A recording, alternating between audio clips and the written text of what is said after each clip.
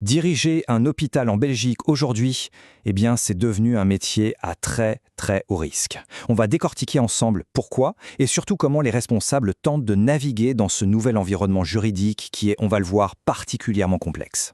Alors, cette question, elle peut sembler un peu choc, un peu extrême, non? Et pourtant, elle illustre parfaitement les risques juridiques très concrets et très personnels qui pèsent désormais sur les directeurs d'hôpitaux. Voyons ensemble de quelles menaces on parle exactement. D'abord, il y a le risque financier. Et là, attention, les chiffres donnent le vertige. En cas de non-respect des règles, les amendes administratives peuvent grimper jusqu'à des millions d'euros. C'est une somme qui peut carrément menacer la stabilité financière de tout l'établissement. Mais ça ne s'arrête pas au mur de l'hôpital, non. Le risque devient beaucoup plus personnel. La responsabilité civile des directeurs peut être engagée directement. Et ça veut dire que leur propre patrimoine, leurs biens personnels sont en jeu. Et enfin, il y a le dernier niveau, le plus grave, la menace pénale. Dans les cas les plus sérieux, les directeurs s'exposent à de véritables poursuites. On parle d'amende bien sûr, mais aussi potentiellement de peine de prison. La pression est maximale. Bon, mais d'où vient toute cette pression, toute cette complexité? Pour comprendre, il faut lever les yeux et regarder du côté de l'Europe. C'est là que se trouve la source principale. Un nouveau cadre réglementaire beaucoup plus strict qui s'impose maintenant à tout le monde. Au cœur de ce grand changement, il y a deux sigles à retenir, MDR et IVDR. Le premier, c'est pour les dispositifs médicaux. Le second, pour les diagnostics in vitro. En gros, l'idée de ces règlements, c'est de tout blinder. La sécurité, la traçabilité, la transparence, pour tous les produits de santé dans l'Union européenne. Le niveau d'exigence a été relevé d'un cran, et pas qu'un peu. Mais attention, ce serait trop simple si ça s'arrêtait là. Les règlements européens, ce n'est que la partie émergée de l'iceberg.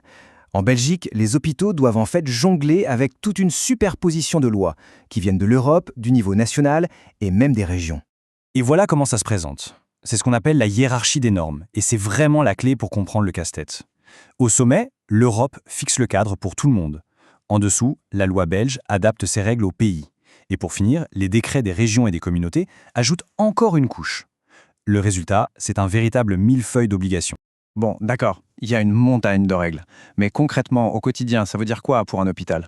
En fait, on peut regrouper toutes ces nouvelles exigences en 4 grandes obligations clés. Et les voilà, ces 4 piliers. C'est vraiment le socle de la nouvelle conformité. D'abord, le devoir d'organisation. Il faut des gens responsables, des procédures claires, des moyens. Ensuite, le devoir de documentation. Là, c'est simple, il faut tout tracer, tout garder, une vraie tour de contrôle. Puis, la notification. Le moindre incident, hop, il faut le signaler aux autorités. Et vite. Et enfin, bien sûr, la formation. Il faut que tout le personnel soit à jour. Bref, c'est un système complet qui ne laisse rien au hasard.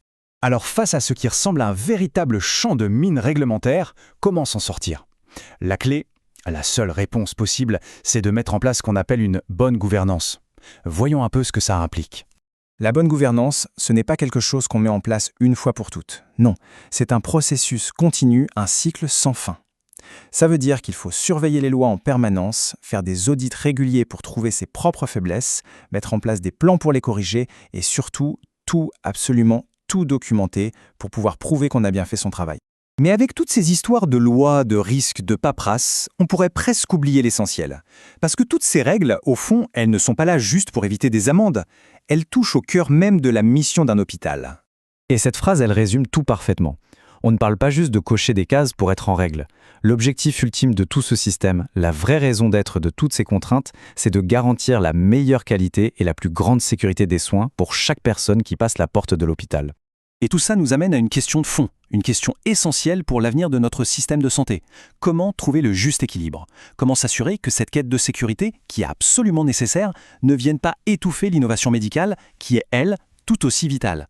C'est sans doute le grand défi qui nous attend.